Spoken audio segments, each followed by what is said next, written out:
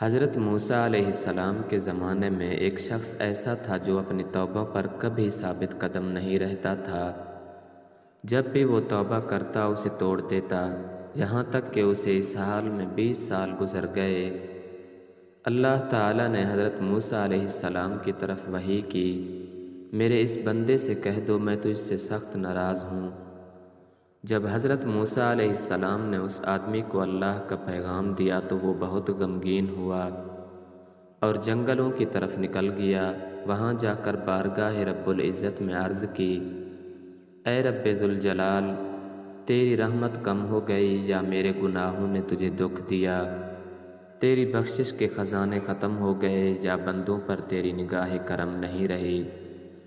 تیرے عفو درگزر سے کون سا گناہ بڑا ہے؟ تو کریم ہے، میں بخیل ہوں کیا؟